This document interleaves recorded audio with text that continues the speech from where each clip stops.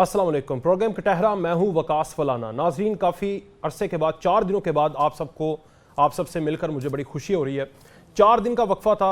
पीर के बाद मंगल को जिस तरह इमरान खान साहब को गिरफ्तार किया गया 9 तारीख को, और उसके बाद आपने पूरे मुल्क के अंदर अनरेस्ट देखी। उस अनरेस्ट में आपने वो चीज़ें देखनी जो पाकिस्तान ने 70-75 सालों में नहीं देखी। अनफॉर्चुनेट था, ये नहीं होना चाहिए था, लेकिन ये हुआ है। दोनों तरफ से आग पूरी लगी हुई थी। हुकूमत अपने मौक़िफ़ से पीछे नहीं हट रही थी। बहरहाल हुकूमत ने इमरान खान को गिरफ्तार किया। सारी एपिसोड आपने देखी। इमरान खान इस्लामाबाद हाई कोर्ट के अहाते से गिरफ्तार हुए। उस वक्त वो अपना थंब वेरिफिकेशन करवा रहे थे, वहाँ से उनको गिरफ्तार किया गया। लेकर गए यहाँ पर उनके कारकुनान जो थे, जो शरपसंद बन गए बाद में, उन्होंने पाकिस्तान के अहम जो इमारतें थी उनको नुकसान पहुँचाया। फिर इमरान खान साहब, ये मामला जो है सुप्रीम कोर्ट में पहुंचा। सुप्रीम कोर्ट ने इमरान खान को 1 घंटे के अंदर बुलाया। वो इमरान खान साहब उधर गए। चीफ जस्टिस साहब ने उनसे कहा कि आपको देखकर बड़ी मुझे खुशी फील हो रही है, महसूस हो रही है, अच्छा लग रहा है। उसके बाद उनको जमानत मिली। इमरान खान साहब का केस जो है वो इस्लामाबाद हाई कोर्ट में चला गया। एक दिन वो सुप्रीम कोर्ट के मेहमान रहे। आज इस्लामाबाद हाई कोर्ट के अंदर वो एक मुकदमे में जमानत लेने गए। उनको मुतअद्दिद मुकदमात के अंदर जमानत मिली। किसी में 1 हफ्ते, किसी में 2 हफ्ते की जमानत मिली। और उन मुकदमात में भी जो अभी हुए नहीं या होने हैं या ये सोच सकते हैं, उनमें भी उनको जो है जमानत मिल गई। इमरान खान अभी तक इस्लामाबाद हाई कोर्ट के अंदर मौजूद हैं। अब से कुछ देर पहले राना सनाउल्लाह जियो न्यूज़ के ऊपर प्रोग्राम के अंदर अपना मौक़िफ़ दे रहे थे। उन्होंने कहा कि हाई कोर्ट ने हमें कहा है कि इन्हें बाहिफाजत सिक्योरिटी देनी है, हम इन्हें सिक्योरिटी देंगे, इसलिए हम इन्हें कस्टडी में ले रहे हैं। तो एंकर ने सवाल किया कि क्या आप इन्हें दोबारा गिरफ्तार करेंगे? तो राना सनाउल्लाह ने कहा गिरफ्तार नहीं करेंगे, चूंकि इनकी जान को खतरा हो सकता है, चूंकि अगर इन्हें कुछ हुआ खुदा ना खास्ता तो हमारे ऊपर बात आएगी। सिक्योरिटी हमारी है, हमने जिम्मा लिया है, तो इसलिए हम इन्हें कस्टडी में ले सकते हैं। इमरान खान अभी तक इस्लामाबाद हाई कोर्ट में, अब से कुछ देर पहले, प्रोग्राम शुरू होने से पहले आपको खबर PNN के ऊपर मिल रही थी कि इमरान खान साहब जो हैं, उनका DIG जो इस्लामाबाद है, उनके साथ उनकी मीटिंग भी हुई 1 to 1। सारे लोग बाहर निकल गए। इमरान खान से साहब जो हैं वो लाहौर आ सकते हैं, शायद लाहौर आना मुतवक्का है, लेकिन जो लिखा हुआ था या जो ऑर्डर था उसमें तो शायद बनी गला था। अब ये मामला किस तरफ जाते हैं, क्या वो कस्टडी में आएंगे?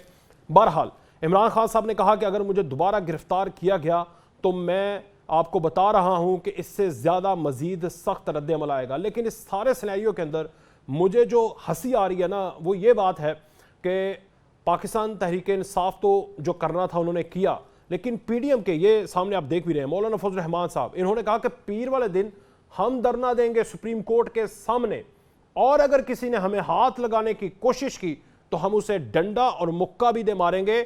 और सुप्रीम कोर्ट के रवैये के खिलाफ उन्होंने कहा कि हम एहतजाज करेंगे। नवाज शरीफ ने भी तनकीद की, सुप्रीम कोर्ट के चीफ जस्टिस के ऊपर मरियम नवाज साहिबा ने भी तनकीद की कि यह किस तरह का इंसाफ है। आज काबीना के अंदर यह डिस्कशन होती रही कि मुल्क के अंदर इमरजेंसी को नाफिज कर देना चाहिए, मगर मोस्ट ऑफ दी काबीना के जो मेंबरान थे उन्होंने इसको रिजेक्ट कर दिया। पीपल्स पार्टी, BNP, उन्होंने कहा कि इमरजेंसी नहीं लगानी चाहिए। यह राय मुस्तरद हुई। अब इमरजेंसी वाली जो राय है वो पार्लियामेंट के अंदर जाएगी। बहरहाल जो फैसले क्या होते हैं, अगर ये हालात इस तरह सख्त रहे तो मुल्क कहाँ पर पहुंचेगा। हमारे साथ उज़्मा कारदार साहबा पाकिस्तान मुस्लिम लीग नून से, ब्रिगेडियर रिटायर फारूक डिफेंस तजियाकार हैं, और नवीद मलिक साहब सदर इस्लामाबाद हाई कोर्ट हमारे से मौजूद हैं। ब्रिगेडियर साहब, मैं आपसे आगाज़ करूंगा। Welcome to the show sir. आपको देखकर मुझे बड़ी खुशियाँ महसूस हो रही है। बहुत शुक्रिया, थैंक यू। बहुत शुक्रिया। आपने वही बात की जो चीफ जस्टिस साहब ने कहा जब इमरान खान के सामने रोस्ट्रम पे आए। मुझे भी आपको देखकर बड़ी खुशियाँ सर, खुशी महसूस हो रही है। I can't hear that. बहुत आवाज दे दें जी सर। ब्रिगेडियर साहब, अच्छा ब्रिगेडियर साहब, ये जो हुआ है, देखिए, चले पहले जरा मैं 4 दिन फिर आज वाले दिन में आते हैं। ये पिछले जो 4 दिन में हुआ है, कौन जीता है सर? आपको नहीं लगता कि पाकिस्तान का तशख्खुस हार गया? बिल्कुल, बिस्मिल्लाहिर्रहमानिर्रहीम, बिल्कुल आपने ठीक कहा, पाकिस्तान हारा।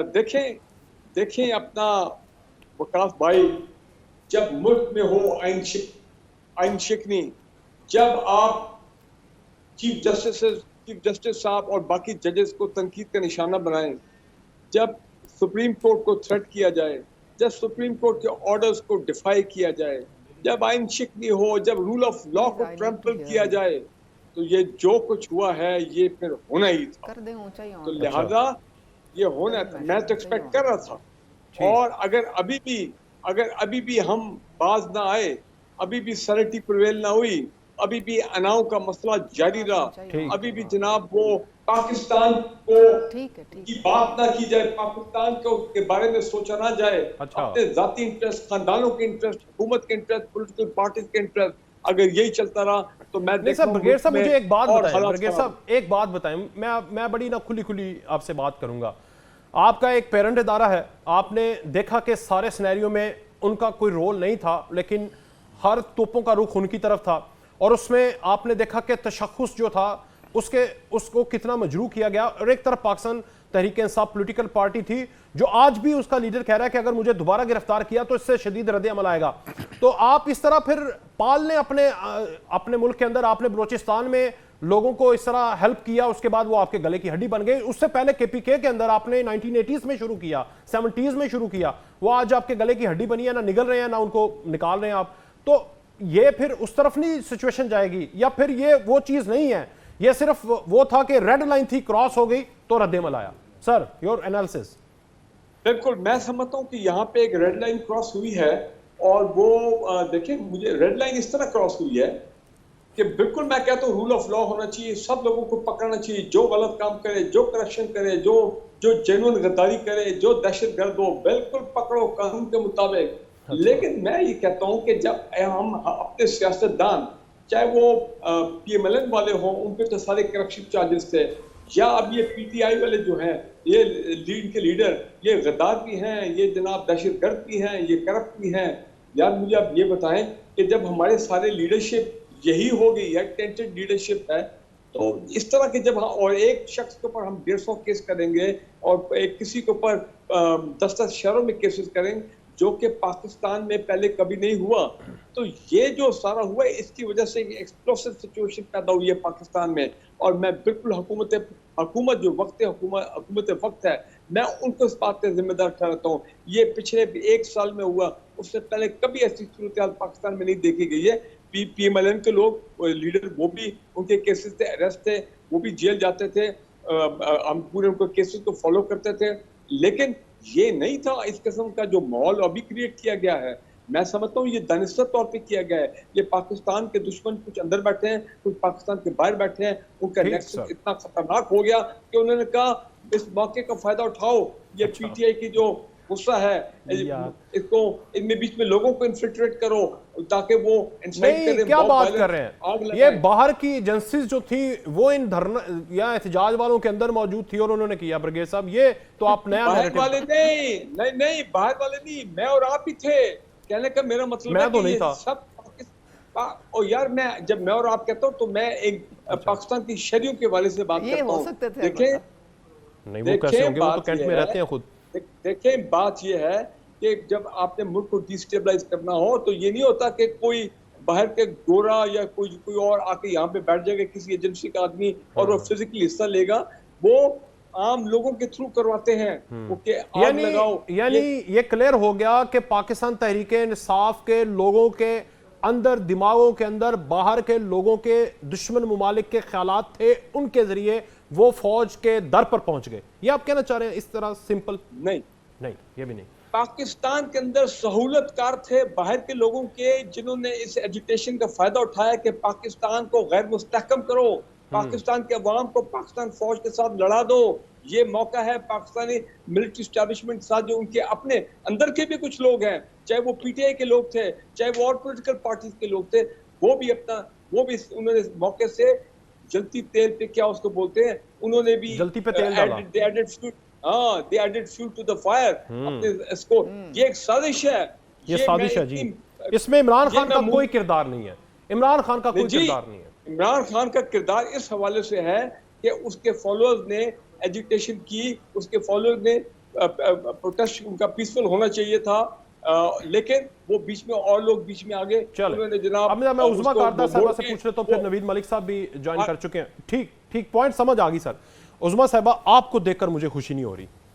देखें, ये तो बड़े ज्यादती वाली बात है, लेकिन जो बंदयाल साहब की जो खुशी है ना, वो मैं इतनी ज्यादा, और आप भी खुश नहीं होंगी, मुतमईन नहीं हूँ उससे। आपकी पार्टी तो बेचारी रो रही है। नहीं, मैं मुतमईन नहीं। यार मुझे तरस आ रहा है कसम खुदा की, आप लोगों पे तरस आ रहा है, रोना आ रहा है, रोना। एक्चुअली मैं वकास ज्यादा खुश होती अगर चीफ जस्टिस साहब अगर थोड़ा सा नीचे आके रोस्ट्रम तक उनको गले लगाते। अच्छा। तो मुझे ज्यादा खुशी होती। अब सिर्फ दूर से तो खुशी नहीं बनती ना। अच्छा। ये तो फिर बात सही नहीं है।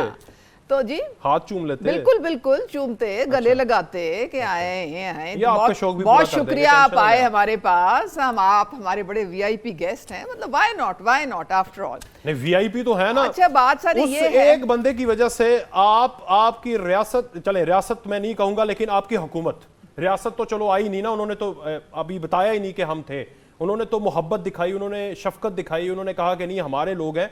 आपने तो सब कुछ करके देख लिया ना, इस तिलांच तेल नहीं रहे उन। देखिए बात सारी ये है कि हम किस गिनती शुमार में आते हैं, हमारी वक्त वैल्यू तो जीरो है ना। लगाने का सोच रहे हैं आप। बात सारी ये है कि उनको तो एक ब्लैंकेट इम्यूनिटी दी गई है ना सिर्फ उन चीजों, उन केसेस में प्रोटेक्टिव बेल उनको दी गई है जो नहीं भी हुए केस अभी, जो शायद हो जाए बाद में कभी, उनमें भी सब में प्रोटेक्टिव बेल मिल गई है। वाह वाह वाह वाह वाह वाह। अब इसका तो देखे ना, अब कोई सानी मिलता ही नहीं हमें। लेकिन बाज क्यों नहीं आ रहे? अभी देखे ना, हाई कोर्ट ने कह दिया, चलें सुप्रीम कोर्ट ने कह दिया कि हाई कोर्ट ने कहा कि भाई इस मुकदमे में जो आपने मजीद सोचा हुआ था कि इसको बलूचिस्तान में ले जाएंगे, इसको सिंध में ले जाएंगे, उसमें भी उन्होंने कहा कि आपने गिरफ्तार नहीं करना। खबरदार आपने, वो तो आप अदालत का इस्तेकाल है ना, आप इसमें रिव्यू में चले जाएं, मेरे से बहस नहीं कीजिएगा, वो नवीद मलिक साहब आपको बताएंगे। मसला ये है कि हाई कोर्ट ने कहा कि इनको सिक्योरिटी देनी है, आप उन्हें कह रहे हैं हमने कस्टडी में रखना है। यार ना मालूम मुकामात पे आपका अभी वजीर दाखिला कह रहा था लेकर चले जाएंगे, और वो कह रहा मैं पूरा मैं एहतजाज करूंगा, अभी छोड़ूंगा नहीं आपको। उन्होंने खुद कहा था मेरी जान खतरे में, और अगर मुझे किसी ने कत्ल किया तो उन्होंने तो नाम भी एक लिया था। अच्छा। और एक सर्विंग जनरल का नाम लिया था। तो राना सनाउल्लाह जो है ना, वो देखा ना जितनी दफा वो कोर्ट में आए, 2-4 गिनती की, तो उन्होंने हमेशा व्हीलचेयर पे थे, ठीक है, थे कि नहीं? अच्छा। एक काला डब्बा सर पे होता था कि नहीं? बाल्टी। हाँ। तो इस वक्त जब वो आए हैं सुप्रीम कोर्ट में या इस्लामाबाद हाई कोर्ट में, ना तो व्हीलचेयर थी, ठीक है, ना वो बाल्टी थी, तो अब राना सनाउल्लाह बंदोबस्त कर रहे हैं ना उनका, उनकी व्हीलचेयर का बंदोबस्त कर रहे हैं, उनकी बाल्टी का बंदोबस्त कर रहे हैं, ताकि इमरान खान महफूज फील करें, वो ये ना फील करें कि मेरी जान खतरे में है, मुझे अभी कोई मार देगा यहाँ पे। तो देखो ना, अब आफ्टर ऑल वो जिम्मा तो फिर फेडरल गवर्नमेंट पे आएगा, वो तो रिस्क तो नहीं ले सकते ना इस वक्त उनकी जान से। शिकायत नहीं आनी चाहिए। नवीद मलिक साहब, सर ये क्या हुआ सर? ये वैसे नवीद मलिक साहब आप भी बड़े प्यारे लग रहे हैं और आपको देखकर भी बड़ी खुशी महसूस हो रही है। आपको खुशी महसूस हो रही है जो ये सब कुछ हुआ सर? सर क्या खुशी महसूस हो रही है, ये जो मुल्क की सूरत हाल देख के यकीन जाने अफसोस हो रहा है, और ये हम मुल्क को किस सूरत हाल की तरफ लेके जा रहे हैं। बाकी जो अदालतों के हवाले से है या जमानतें मिलने के हवालों से है, वो अगर आप बगैर किसी पार्टी वाबस्तगी के मेरी राय पूछेंगे तो आइन और कानून के मुताबिक ही मैं अपनी राय दे सकता हूँ। जी। उस हवाले से, जिस मुकदमे के हवाले से भी आप मुझसे राय लेंगे वो मैं आपको दूंगा। लेकिन इस वक्त अफसोस जो सूरत हाल है, खासतौर पर इस्लामाबाद की सूरत हाल आप देख लें इस वक्त क्या सूरत हाल है। मैं बेसिकली रवैये की तरफ जाऊंगा। एक रवैया वो है कि मेरे साथ नाइंसाफी हुई, मैं इस्लामाबाद, आप तो इस्लामाबाद हाई कोर्ट बार के सदर है ना, मैं इस्लामाबाद हाई कोर्ट के अंदर बैठा था, मुझे गिरफ्तार नहीं अगवा किया गया। एक मौकिफ ये है। दूसरा मौकिफ ये है कि हमने इन्हें गिरफ्तार किया जेन्युइन केस के ऊपर, सुप्रीम कोर्ट ने आउट ऑफ द टर्न जाकर उन्होंने वो दिखाया जो इनके पार्टी के एक रुकन बनकर उन्हें जमानत दी है, और इस तरह हमारे साथ तो नहीं हुआ। आपको वजन किस लगता है, आर्गुमेंट में लगता है जनाब? देखें, जो इस्लामाबाद हाई कोर्ट के प्रिमिसेस के अंदर से गिरफ्तार किया गया, सियासतदानों पे मुकदमात भी होते हैं, सियासतदानों की गिरफ्तारियां भी होती हैं, ये कोई नई बात नहीं है। ठीक। लेकिन किसी भी अदालत के प्रिमिसेस के अंदर से गिरफ्तार जो है वो आज से पहले कभी किया नहीं गया, और अगर किया गया तो फिर उस हवाले से कोर्ट ने ज़रूर एक्शन लिया अपना। इवन इस्लामाबाद हाई कोर्ट के प्रिमिसेस या किसी भी अदालत के प्रिमिसेस, बल्कि इवन वकला के चेम्बर्स में जब कोई अक्यूज रहा जाता था तो उसको भी अरेस्ट नहीं किया जाता था, वेट किया जाता था कि वो वहां से बाहर कानूनी करार दे दिया था ना 3-3.5 घंटों के बाद। आपके मुतल्लिका चीफ जस्टिस ने तो कानूनी करार दे दिया था जिस मैंडेट बनता था। क्यों कानूनी? जी नहीं सर, वो उस ऑर्डर की भी इंटरप्रिटेशन जो है वो गलत की गई। ऑर्डर पता नहीं किसी ने पढ़ा है या नहीं पढ़ा। उस ऑर्डर के भी 2 कॉन्टेस्ट थे। एक तो ये कि जिस मुकदमे गिरफ्तारी डाली गई, क्या कोई मुकदमा भी था और उसमें क्या कोई प्रोसीजर अडॉप्ट भी किया गया कि नहीं। तो उस हवाले से कोर्ट को बताया गया कि नैब का मुकदमा है, और उसमें बाकायदा बुलाया गया, पहले कॉल अप नोटिस हुए, इंक्वायरी हुई, इन्वेस्टिगेशन हुई, और उसके बाद ये नहीं पेश हुए तो हमने इनके वारंट्स जारी किए और उस मुकदमे में गिरफ्तार किया। ठीक है। तो वो एक गिरफ्तारी, तो उन्होंने कहा कि ये ठीक है, इस मुकदमे में गिरफ्तारी लीगल है। दूसरा क्वेश्चन था कि कोर्ट के प्रिंस से गिरफ्तार करना क्या ये जस्टिफाइड है या नहीं है। उस हवाले से तो इस्लामाबाद हाई कोर्ट के चीफ जस्टिस साहब ने भी कंटेम्प्ट नोटिस इशू किए आईजी इस्लामाबाद और सेक्रेटरी दाखिला को, और उसके बाद रजिस्ट्रार को इंक्वायरी ऑफिसर मुकर्रर करते हुए उन्होंने उनको वो क्या ये लिखना भूल गए थे कि प्रोड्यूस करो इमरान खान को? ये चीफ जस्टिस ऑफ पाकिस्तान को याद आया कि आपको देखिए, फिर वो उस ऑर्डर को चैलेंज किया गया ऊपर सुप्रीम कोर्ट में, और सुप्रीम कोर्ट ने ये ऑर्डर किया कि प्रोड्यूस करे। ठीक है। इसमें सुपीरियर कोर्ट्स के और सुप्रीम कोर्ट के पहले भी कई केसेस ऐसे हो चुके हैं जिसमें अदालत के प्रेमिसेस से गिरफ्तार किया। अली मूसा गिलानी साहब का केस है जिसमें इवन पार्किंग से भी बाहर थे, उनको गिरफ्तार किया गया और सुप्रीम कोर्ट ने उनको प्रोड्यूस करने का ऑर्डर दिया। देखिए, कई ऐसे वाकयात होते हैं जिनको हम नहीं सपोर्ट कर सकते कि अदालत के अंदर से गिरफ्तारियां अगर शुरू हो गई तो कल कोई बंदा अदालत में इंसाफ लेने आएगा ही नहीं। बाकी अगर आप मुकदमात की बात करेंगे, कई ऐसे ऑर्डर आज जरूर हुए हैं कि जो मुकदमात दर्ज ही नहीं हुए कि उनमें भी जमानत है, ऐसा नहीं हुआ कभी। देखें, जमानत उसी मुकदमे में होती है जो मुकदमा दर्ज होता है, उसी मुकदमे में आप जमानत दायर कर सकते हैं, बेल बिफोर अरेस्ट ले सकते हैं, प्रोटेक्टिव बेल ले सकते हैं अगर किसी और इलाके में वो दर्ज है। लेकिन अगर कोई मुकदमा दर्ज ही नहीं हुआ तो उसमें जमानत का ऑर्डर लेना मैं समझता हूँ ये समझ से बाहर है। ये समझ से बाहर। और आप सोचे भी ना कि मैंने ये जमानत आज फाइल करनी है तो वो ख्याल आ जाए कि भाई ये आपने तो ये भी जमानत लेनी थी, आपको ये भी जमानत दे देते हैं। आप कैसे भूल गए? ये भी गलत है सर। चलें, खैर अदालत है, मोतबर है, एहतराम है, हमने भी एहतराम करना है, आपने भी एहतराम करना है। अब फारूक हमीद साहब कितना एहतराम करते हैं पूछते हैं। फारूक साहब, हमीद साहब, ब्रिगेड साहब, ये जो आज मौलाना फजल रहमान कह रहे हैं कि हम चीफ जस्टिस साहब की सुप्रीम कोर्ट के बाहर धरना देंगे, तलवार लटक गई है, शहबाज शरीफ इज गोइंग टू होम, घर चले जाएंगे, कंटेम्प्ट लग जाएगी पीर वाले दिन। देखिए जी, ये पहली बात तो ये है कि आर्टिकल 245 इन्वोक्ड है इस्लामाबाद में, और ये सुप्रीम कोर्ट के सामने पीडीएम और उनके सारे लोग धरना देंगे तो एक बड़ी अजीब सी सूरत हाल लगेगी। लेकिन बहरहाल अगर वो पीसफुल धरना होता है तो दें, बिल्कुल उनका आईनी राइट है, डेमोक्रेटिक राइट है, कोई ऐसी बात नहीं, मुझे उस पर कोई इतराज नहीं। लेकिन इसमें प्रॉब्लम ये है कि ये वो लोग हैं जो खुद हुकूमत में हैं और ऑलरेडी इनका सुप्रीम कोर्ट के साथ एक बड़ा टकराव वाली कैफियत चल रही है। तो बड़ा अजीब सा लगेगा, पूरी दुनिया भी हम पे हंसेगी कि जो मौजूद के जो हुकूमत वक्त है उसके जो लीडर है वो आला अदलिया एपेक्स कोर्ट के बाहर या सामने जो भी आप कहें वो प्रोटेस्ट कर रहे हैं against the decision of the chief justice of Pakistan. तो ये जितनी ऑलरेडी पाकिस्तान की जगसाई हो चुकी है और ह्यूमिलिएशन पूरी दुनिया में, मेरा ख्याल है ये उसमें सिर्फ उसका इजाफा होगा। और फिर ये सबको मालूम है कि जो सिटिंग गवर्नमेंट है उनका सुप्रीम कोर्ट के साथ एक बड़ा सख्त गोलाबारी वाला मामला चल रहा है कि एक कानून ये बनाते हैं, वो कानून सुप्रीम कोर्ट रिजेक्ट कर देते हैं, कुछ वहाँ पे केसेस चल रहे हैं इसी पार्लियामेंट के कानून के मुताबिक वगैरह वगैरह। और फिर इम्पोर्टेंट मेरा ख्याल है मंडे ट्यूजडे को वो हेयरिंग आ रही है जो एक्चुअली इलेक्शन डेट वाली है 14 मई वाली। तो वो जो अगले हफ्ते हेयरिंग आएगी तो उसके बाद ये चीफ जस्टिस साहब तो पहले कह चुके हैं कि जनाब हमारे पास तो ऑप्शन सिर्फ एक है और वो है आइन और कानून। तो लिहाजा मुझे ये लग रहा है कि अगले हफ्ते बहुत एक वेरी इंटरेस्टिंग डिफाइनिंग वीक हो सकता है जिसमें फिर मे बी वो तमाम लोग जिन्होंने जो जिम्मेदार थे एक या दो दे ओनली डिफाइनिंग वीक को जरा डिफाइन कीजिएगा। ओके, डिफाइनिंग वीक का मतलब है कि मैं एक्सपेक्ट कर रहा हूँ कि सुप्रीम कोर्ट अगले हफ्ते शायद एक दो सख्त फैसले करे, सख्त फैसले, क्योंकि अभी उन्होंने इमरान खान को कह दिया है कि जी आप मुज़ाकरात करें। अभी देखते हैं इमरान खान क्या मुज़ाकरात उसमें क्या पेश, पहले तो फेल होगी मुज़ाकरात सारी। तो अब अगर कोई 14 मई को उन्होंने क्या फैसला होल्ड करता है वो तो बात अब खत्म होगी 14 मई की। लेकिन एक रिव्यू पिटीशन भी है ना 15 मई की इलेक्शन कमीशन की, उसकी भी समाअत जो है उस दिन रख ली है, तो थोड़ी गुंजाइश निकल सकती है जी। 15 मई को नहीं जाएंगे घर। मेरा नहीं ख्याल है कि चीफ जस्टिस साहब सुप्रीम कोर्ट इसमें कोई 10 दिन लेगा, वो 2-3 दिन लेंगे और अगले हफ्ते मेरा ख्याल है जुमे तक जो उन्होंने अपनी तारीखी फैसला देना है जो मुझे नजर आ रहा है उनकी जो अपने वर्डिक्ट है, तो हर फैसला तारीखी हो जाता है हमारे मुल्क में। नहीं जी, वो तो फिर सब तैयार रहे। और मैं कहता हूँ याद रखें, पाकिस्तान में अगर एक चिड़िया को भी नुकसान होता है, एक शख्स भी जख्मी होता है, एक एक्सीडेंट भी हो जाता है, तो ठीक है, आप कहेंगे जी वो आईजी जिम्मेदार है, वो डीएसपी जिम्मेदार है, वो ब्यूरोक्रेट जिम्मेदार है, वो फलां मिनिस्ट्री, ठीक sir. But eventually the buck falls on the prime minister of Pakistan, the chief executive of the country. वो जिम्मेदार ही is answerable for everything in लो जी, हैपनिंग गुड। दो चीजें ब्रिगेडियर साहब रुक जाएं जरा, ये आपने बड़ा अच्छा पॉइंट दे दिया।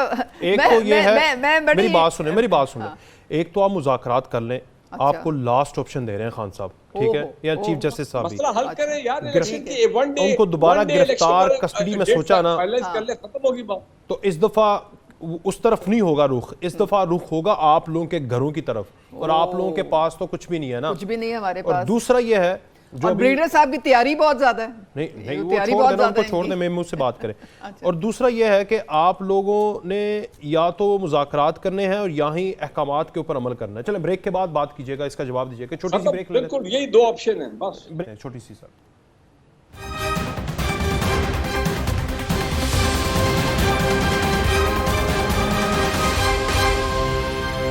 एक बार फिर से खुशामदेद। एक अभी खबर मिली है कि इमरान खान साहब के 3 घंटे से 4 घंटे से जो मुज़ाकरात थे वो चल रहे थे पुलिस के साथ और हुकूमत शायद उनके साथ भी, और इमरान खान ने वीडियो पैगाम भी दिया कि मुझे 3 घंटों से यरगुमाल बना के रखा हुआ है, अगवा करके रखा हुआ है हाई कोर्ट के अंदर। वाह वाह। और उन्होंने कहा कि मैं, चूंकि 3 जजेस ने मुझे ज़मानत दे दी थी लेकिन अभी तक इन्होंने मुझे यहाँ से रिहा नहीं किया। तो इमरान खान साहब, खबर ये आ रही है कि इमरान खान साहब वहाँ से निकले हैं और लाहौर के लिए शायद वो रवाना हो चुके हैं। और फिर एक और जो मुख्तलिफ चैनल्स के ऊपर टिक्कर भी चल रहे हैं और ब्रेकिंग भी है कि इमरान खान साहब ने कहा कि मेरे और जनरल आसिम साहब के बारे में गलत बातें पहुँचाते हैं लोग, मैं अगर दोबारा हुकूमत में आया तो मैं इस्टेब्लिशमेंट और बिलखसूस जनरल चीफ साहब के साथ अच्छे ताल्लुकात रखूँगा। उज़मा साहिबा, इमरान खान साहब को आखिर आप लोगों ने देखे ना कस्टडी में भी नहीं ले सके, मतलब आप मुझे हंसी आती है। मुज़ाकरात कर लो, लास्ट ऑप्शन है, चंगे रायोगे। देखिए मैं तो सॉरी करें इमरान खान को मैं मशवरा देना चाह रही थी कि आपने एक वीडियो पैगाम जारी किया है ना अभी कि मुझे किडनैप किया गया है एक्सेट्रा एक्सेट्रा, तो उसमें ये नहीं उन्होंने बताया कि उनके साथ जिस्मानी ज्यादती भी हुई थी, ये भी तो कह देना। नहीं देखें, बात सारी है कि कहानी मुकम्मल कर दिया करें ना, क्योंकि हर दफा जब उनका कोई ना कोई बंदा पकड़ा जाता है तो वो जिस्मानी तौर पे हरासा होता है। अच्छा। तो फिर ये जो कहानी का जो चैप्टर था या लूप था, ये तो खान साहब फिट करना ही भूल गए, ये भी कर देते बीच में। मैं एक बात पे अब आना चाहती हूँ, जग हसाई, ये वर्ड यूज किया ब्रिगेडियर हमीद साहब ने। मैं वकास पिछले 3-4 दिन से, आप यकीन करो, मैं 3-3, 4-4 इंडियन चैनल्स पे इनवाइटेड थी और वहाँ पे मैं बैठी हूँ। मेरा दिल इतना तकलीफ में है कि मैं आपको बता नहीं सकती हूँ। इमरान खान ने वो किया है जो हमारा दुश्मन नहीं कर सकता था। पाकिस्तान डिफॉल्ट हो रहा है, नकम्मे हैं। पहले मेरी बात पूरी होने दें। बेचारा जाता है IMF के पास, वो पैसे नहीं देते। छोड़ दें जी, वो देखें वो मजाक उड़ाते हैं, वो कहते हैं देखो खंडर बना दिया हमने। मईशत का जो मर्जी आप डिस्कशन कर लें, मुझे कोई मसला नहीं, मैं आपको बता रहा हूं, आपको उस पे भी तकलीफ होनी चाहिए। जब ये वो कहते हैं कि वो जो हम 75 साल में नहीं कर सके वो इमरान खान ने करके दिखा दिया, और वो क्या है, अवाम को अपनी फौज के खिलाफ खड़ा कर दिया। अच्छा। और अवाम ने रियासत पे हमला कर दिया है, अपनी फौज पे हमला कर दिया है, और ये जो फौज है अब बर्बाद हो गई है, ये इतनी कमजोर हो गई है, ये डिवाइड हो गई है, ये डिवाइड हो गई है, और इसमें कोई डिसिप्लिन नहीं रहा है, और हम इसकी ऐसी की तैसी अब फेर सकते हैं। एक ही चीज थी भाई, एक ही चीज थी हमारी फौज, जिसकी वजह से ये जो हमारा जो दुश्मन है वो उसको थोड़ा सा जो था ना उस कंट्रोल में था, और अब वो बेखौफ हो गया है क्योंकि हमने उसको बेखौफ कर दिया है। नहीं, कैसे कर और दिया? दूसरे आप कह रही हैं कि फौज कमजोर हो गई है। आप ये कहना चाह रही हैं फौज कमजोर हो गई है? मैं नहीं कह रही हूं, ये आपका दुश्मन कह रहा है। तो हमारी तो नहीं ना होगी, तो आपको भरोसा जब आपका कोर कमांडर हाउस जला के राख कर देंगे, ठीक है, जब आपके जिना हाउस पे अटैक करेंगे, जब आपकी बेसिस पे एयरफोर्स की अटैक करेंगे, ठीक है, जब आपके वॉर हीरोज के मेमोरियल्स तोड़ देंगे, तो क्या कहेगा आपका दुश्मन? वो मैं कहती हूं कि वो तो मिठाइयां बांट रहे हैं इस वक्त।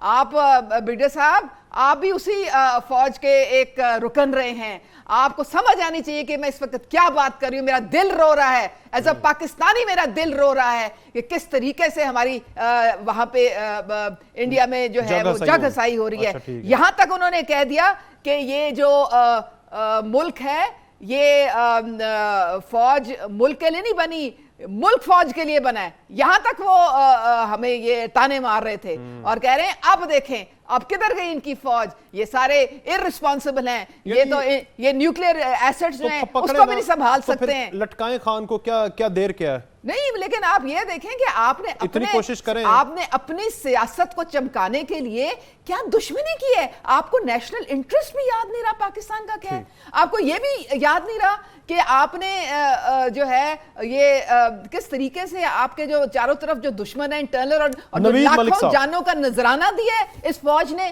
ताकि हम चैन की नींद सो सके। आज ये हमने उनके साथ तमाशा किया है। पॉइंट। नवीद मलिक साहब, ये ब्रिगेड साहब हंस रहे हैं, वो जवाब देंगे इसका। मुदल्लल अब अगर वो हंस रहे हैं तो फिर मैं तो इसमें सिर्फ अफसोस का ये इजहार कर सकती हूँ।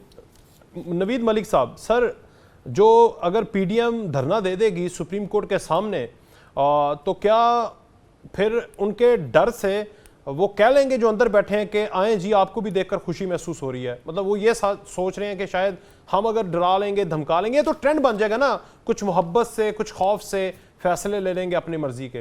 सर वकास भाई, मैं नहीं समझता हूं कि अदालतों को इस तरीके से डराया या धमकाया जा सकता है, लेकिन हम लोग ये क्यों नहीं सोच रहे, ये इस वक्त सियासतदानों पे बहुत बड़ी जिम्मेदारी आयद होती है। हम मुल्क को किस सूरत हाल की तरफ लेके जा रहे हैं? आप देखें मुल्क की इकनॉमिक सूरत हाल देखें, डॉलर आप देखें थोड़ी थोड़ी सी चीज़ पे, थोड़ी थोड़ी सी खबर पे कैसे मुल्क की इकानमी जो है वो ऊपर नीचे होती है। ऐसा ही है। तो ये हम लोग जो हैं ये आपस में एक दूसरे की लड़ाई झगड़े में, एक दूसरे के अना में हम मुल्क को तबाही की तरफ लेके जा रहे हैं।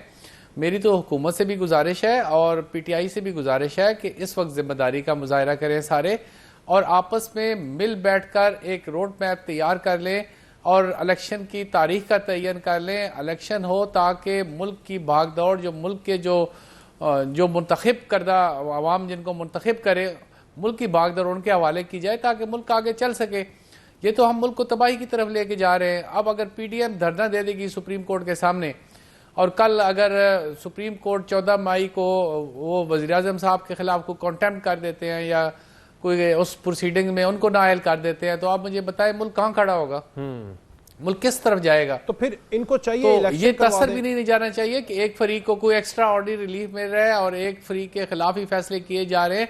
अदालतों ने भी इस तरह का करना है कि मुल्क जो है किसी भी ऐसे फैसले से मुल्क तबाही की तरफ न जाए। हालांकि उस दिन जब मेरा ख्याल है हियरिंग हुई है तो ऑनरेबल चीफ जस्टिस साहब ने भी, जो सुप्रीम कोर्ट के हैं, उन्होंने भी ये कहा कि आप सारे जो है एक हर सियासी जमात एक हकीकत है, आप आपस में मिल बैठकर कोई मामलात को तय करें ताकि मुल्क आगे चल सके। तो हमारी भी आपके फोरम के ज़रिए से तमाम सियासतदानों से ये दरख्वास्त है कि ये मुल्क देखें, आप पिछले जो इन्होंने वाक़यात का मैम ने किया कि जब मुल्क की आवाम खड़ी हो जाए, जब मुल्क की आवाम जो है वो आपके जो जिना हाउस पे हमला कर दे, जब फौजी जीएचक्यू पे हमला कर दे, कोर कमांडर हाउस पे हमला कर दे और अंदर जाके अंदर से वर्दियां पहन के बाहर आ रहे हों, तो आप सही बात है कि आपके मुल्क की जग घसाई होगी पूरे दुनिया में। और वाकई इंडिया तो वो अंदर से खुश हो रहा होगा कि जो काम हम नहीं कर सके वो पाकिस्तान की अवाम ने कर दिखाया। तो हम सबको बड़ी जिम्मेदारी का मुजाहरा करना चाहिए। लेकिन पाकिस्तान की अवाम एक मखसूस पार्टी से है ना, जाहिर बात है। मैं और आप भी अवाम थे ना। हाँ, मैं बिल्कुल नहीं, मैं तमाम अवाम को नहीं कह रहा, लेकिन ये मुल्क ने उस अवाम को गुमराह किया, माजरत तक काम में लेके जा रहे हैं। नवीद मलिक साहब, इसमें माजरत तक काम रह जाएगा या माजरत से आगे होगा? क्योंकि मुझे वो ट्वीट याद है, शायद वो प्रेस रिलीज भी ISPR की बड़ी सख्त थी कि हर शरपसंद को कैफरे किरदार तक, मैं मफहूम बता रहा हूँ कि उसका सदेबाब किया जाएगा। तो माजरत तक मामला चल जाएगा या उससे आगे बढ़ के आप समझते हैं कि एक दफा मैं बिल्कुल निशान बनाना चाहिए? आप जनरल फैसल नसीर को एक सर्विंग जनरल है, उसको आप बार बार तोहमत लगाते हैं, इल्जाम तराशी करते हैं। नाम ना लेना सर्विंग। नहीं, क्यों नहीं ले? तो फिर लोग जो है वो तो उनमें तो इंतशार फैलाया ना आपने, लोगों को तो गुमराह किया आपने, लोगों ने आपकी बात को सच समझा ना। चले नवीद मलिक साहब एक पॉइंट दे दें, ब्रेक लेके मैं समझता हूं कि जो ये वाकयात हुए इनको बिल्कुल इग्नोर नहीं करना चाहिए और इसमें जो अनासर मुलव्वस हैं उनको सख्त तरीन सजा देनी चाहिए, ताकि देखें एहतजाज एक हद के अंदर अच्छा लगता है, आप एहतजाज में अपने हद से बाहर निकल जाएं और मुल्की इदारों को नुकसान पहुंचाएं और फिर उसके बाद उन लोगों को छोड़ दिया जाए तो फिर हौसले और ज्यादा बढ़ते हैं। चलो एक इसमें छोटी सी proper ब्रेक ले inquiry लेते हैं, होनी चाहिए इसी और पॉइंट अगर- को ब्रिगेडियर साहब अपना एनालिसिस देंगे। छोटी सी ब्रेक, वेरी शॉर्ट।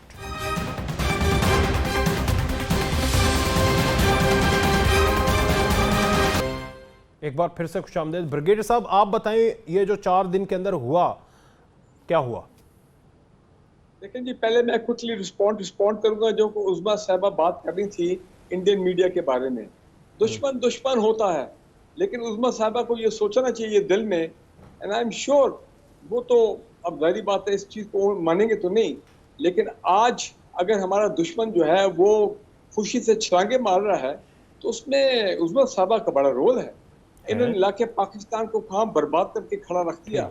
समझ, वो हमारा दुश्मन मैंने है। कहा वो शायद कहता है उस्मा साहबा मेरा- ने कह दिया कुछ, मैं परेशान हो गया था कि केली उस्मा ने क्या कर दिया। एक देखिए ना, मासूम जब जान हमारा उस्मा की। हमारा दुश्मन कहता है कि जब वो कहता है कि जी हमारे तो सरकारी खजाने में $650 अरब पड़े हैं। वाह। उस्मा साहबा आपके सरकारी खजाने में तो $4.4 अरब पड़े हैं। उफ, वो कहता है जी सुभान मैंने अल्लाह। मर्सिडीज बेंज रोल आउट कर रहा हूँ, तो उस्मा बताती है कि हमने तो सारे अपने ऑटोमोबाइल ये प्लांट बातें बंद आपने कर तो नहीं दिए की होंगी। पाकिस्तान में। जी नहीं जी, नहीं, ब्रिगेडियर साहब, ये तो एक्चुअली उनको देखें। अच्छा एक मिनट पहले वो बोल लें। तो लिहाजा तो और दूसरी बात यह है कि चाइनीज और सऊदीज कह रहे हैं यार put your house in order, कुछ खुदा का खौफ करो, यूर अ न्यूक्लियर पावर। आपने क्या अपने मुल्क की हालत बना दी है। 58% के करीब आपकी नहीं तो सर ये आप लेकिन सिर्फ अब मैं उस्मा आ रहा साहबा हूं की पार्टी का या उस्मा साहबा का नाम ना लें। खान साहब ने कौन सा अमेरिका के जजीरे फतह कर लिए थे? ओहो यार मेरी बात सुनो। पूरा नाम लिया करो ना, मजा फिर आता है। 12 महीने पहले ये कोई डिनाई कर सकता है कि हमारा जीडीपी ग्रोथ was 6%, आज क्या है 0.5%। 6%। तो उस्मा साहबा किस मुंह से जाके बैठती हैं इंडियन टीवी के ऊपर और फिर ना वहां जाया से करें, जूतियां बेइज्जती पड़ती करवाने हैं। जाती हैं। देखें और फिर वो जूतियां- आप या तुम बेइज्जती कराती हैं अपनी। आप मेरे अपनी ब्रिगेडियर हालत साहब को ठीक थोड़ा करें। सा मैं ख्याल एक कर मिनट, लें। एक मिनट ब्रिगेडियर साहब, मेरी आइंदा बात ना सुनिए, ख्याल कर लें अपना ब्रिगेडियर साहब पाकिस्तान का। एक मिनट सर, ब्रिगेडियर साहब मेरी आइंदा बात मैं सुनिए, आपसे बड़ी रिक्वेस्ट बात करूंगा कि आप नोट्स लिख के ना उस्मा साहबा को सेंड कर दें, ये उधर जाके बोल दिया करेंगी तो फिर पाकिस्तान का तशख्खुस बेहतर हो जाएगा। सुने इंडिया मैं चैनल। अभी important- आपको एक क्या important पता कि बात उनको मैं करने क्या जवाब दे के आती हूँ भाई। अच्छा, उस्मा साहबा चलो, आपको ओहो, आप जरा अच्छा चेक ना, करें, एक जाके मिनट, एक दो अब प्रोग्राम टाइम- देखें नवीद मलिक ताकि साहब आपको की तरफ पता भी जाना। चले आपकी जात कि की उनका तो क्या बात नहीं मुंह करता तोड़ हूं। जवाब मैं दे के आती हूँ। रिलैक्स हो मैं जाए। आपकी जात की बात नहीं करूँ। अब मेरी बात सुनिए, नहीं, आप नहीं। चीफ पार्टी जस्टिस की साहब बात की और के बारे में मैं कुछ सीरियस बात करना चाहता हूँ। सीरियस। सुप्रीम आला अदलिया इस वक्त मैदान में उतर गई है to be the saviours of this country. Chief justice साहब ये सारे मैदान में आए हैं कि यही अब रह गए जो कि पाकिस्तान को इन खौफनाक हालात से निकालने के लिए उन्हें लगते हैं पुरअज़म है। ये उनका काम तो नहीं था। ये उनका काम तो नहीं था।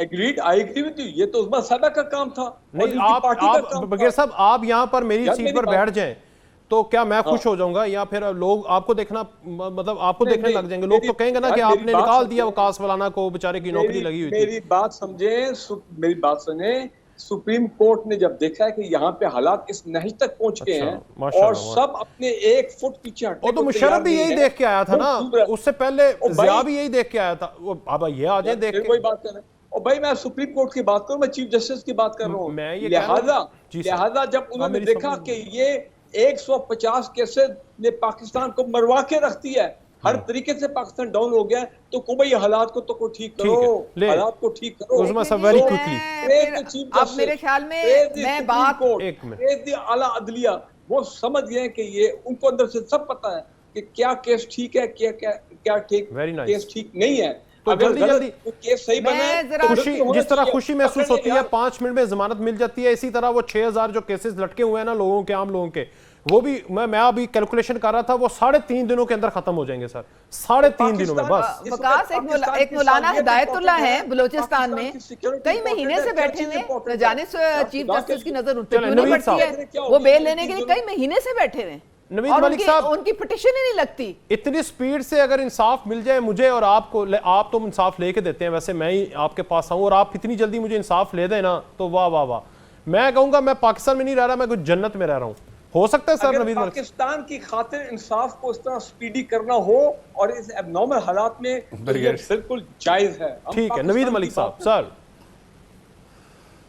सर मैं बिल्कुल आपसे इत्तफाक करता हूँ, अगर इतने स्पीडी इंसाफ सबको मिलना शुरू हो जाए तो वाकई पाकिस्तान जन्नत बन जाए। लेकिन ये जो सियासी मामलात होते हैं ये एक दिन लगाए जाते हैं और अगले दिन उनको रिलीफ मिल जाता है, जबकि एक आम आदमी का मुकदमा जो है वो जब हम दायर करते हैं तो साल साल उनकी अपीलें फ़िक्स नहीं होती, और जब हम उनको कहा जाता है अर्ली हेयरिंग के हवाले से तो फिर वो कहा जाता है कि अभी तो आपकी 2000 की है या 2022 की है, ये आप पे तो पता नहीं कौन से साल की अभी फिक्स नहीं हुई। तो ये तमाम जो हालात हैं ये देखना चाहिए कि सियासी, मैं शुरू से भी मेरी ये व्यू था कि सियासी लोगों को सियासी मामलात में लेके ही नहीं आना चाहिए और अदालतों पे गैर जरूरी बोझ नहीं डालना चाहिए। ये तो सियासतदान है, इनको अपने मामलात जो है वो पार्लियामेंट में हल करने चाहिए। आला अदलिया चीफ जस्टिस के कुछ फैसले थे जिसकी वजह से बहुत शुक्रिया उस्मा साहब, टाइम खत्म हो गया कर रहे हैं। और स्टार्ट वो 63A की गलत इंटरप्रिटेशन, नवीद मलिक साहब, रीराइटिंग से। इजाजत जी, अल्लाह हाफिज।